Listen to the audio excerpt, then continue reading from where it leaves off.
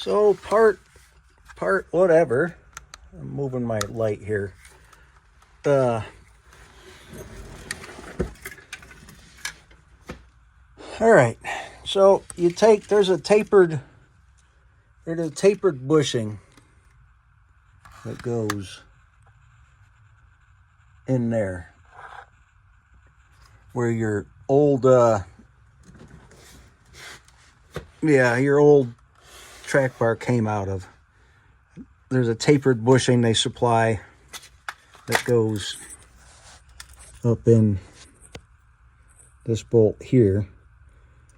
You'll put that in the hole on your existing bracket that's welded to the frame, and then you'll put your new bracket on and you'll put your bolt through there. I anti-seized the doo-doo out of that, and then on the top you have a lock nut right there, not the blue one, the one over there. It's the shiny one. And what they said is you center punch that and you center punch those and you take the bracket back off and you drill them, because you could damage the powder coat on your bracket. I'm not thinking I got to worry about too much powder coat unless I jerk the engine out and reseal the whole thing. The old Cummins will have her oiled up and greasy in no time flat. So I'm not entirely concerned about that. I have some schmoo. They call it Roscoe. We use it for what we do. If I feel really bad, I might schmoo some of that stuff on this spot over here where this bolt is at. But it's kind of funky crap, so it's probably just going to get a little paint.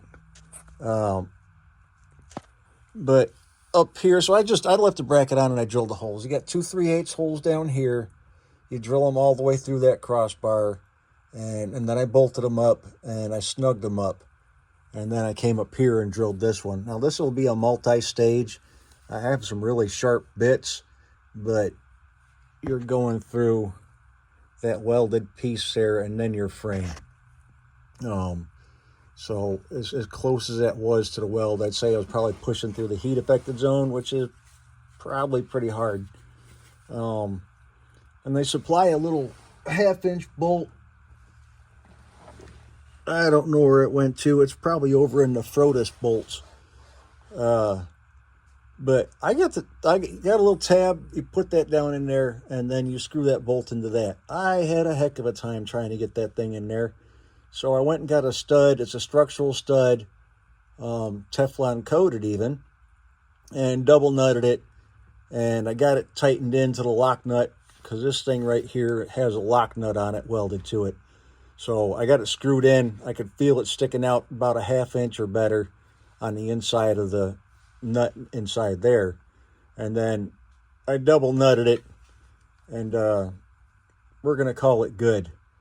That stud was a lot longer. I think it was a maybe 3-inch long stud, and I screwed it down in there and got it tight, and then it just gave me more room to work with that. I don't think that bolt was sticking by too much, and then where they got this frame stamped, it was interference, so I don't think I was getting it quite right. Couldn't hold my mouth right or something, and so we just went with that route. So now we have the bracket installed finally.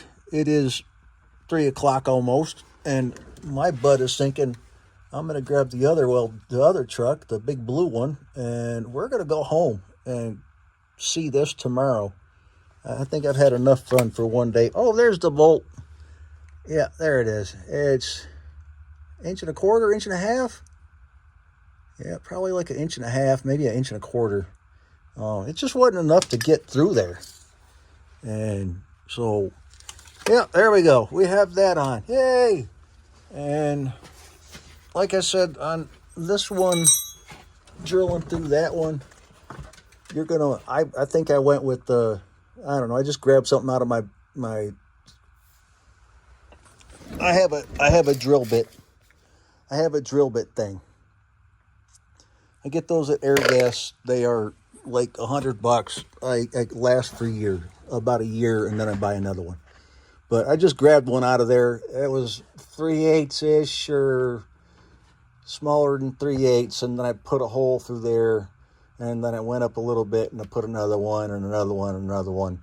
I started out trying to drill 1/2 inch, and that was pretty rough. It wasn't going to work. And as you can tell, I still have the tire there, so I didn't have a whole lot of room to push and grunt and groan. So I don't know if this is laziness or stupidity or both, but hey, I got it done. It's on. Throw some paint on her and call her good. Come back tomorrow, and we'll continue with that. I'm gonna have to sort through all these videos and figure this junk out, because I'm gonna have a lot of videos on this, but hopefully they'll all be short. We might just keep them separate and do short little spurts, and that way you got it. But yep, there you go. That's the bracket. It's all mounted up, and no place to catch mud and rust there with that piece gone.